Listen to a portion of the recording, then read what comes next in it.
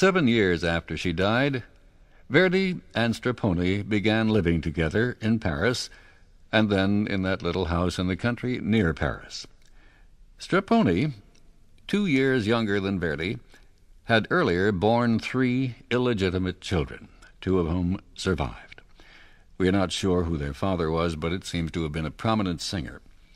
To the burden of supporting her own widowed mother and 4 younger brothers and sisters, she had to add the support of her own children. But her voice failed badly. She became seriously ill, desperately fearful of consumption, and understandably she became for a while deeply depressed. But she courageously began to teach singing in Paris, where, according to Berlioz among others, she again sang brilliantly, but only in recital.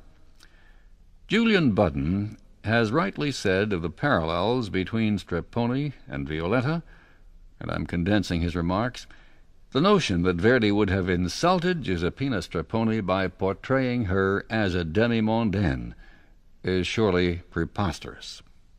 True, but perhaps that's overstating the case somewhat. Verdi was not, of course, portraying Giuseppina. Still, can a man of his discernment, could anyone have been unaware of the parallels?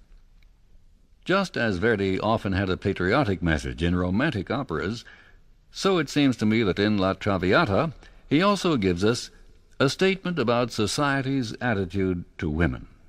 When he and Strepponi later lived unmarried in the small town where he had grown up, she and Verdi knew the pain of her being shunned by all the people of the town before Verdi wrote La Traviata.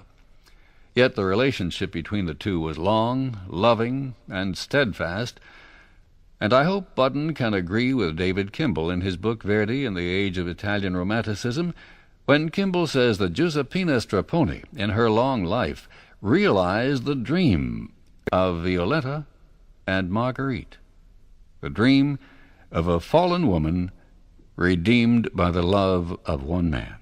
In a now famous letter, Giuseppina wrote, "O my Verdi, I am not worthy of you.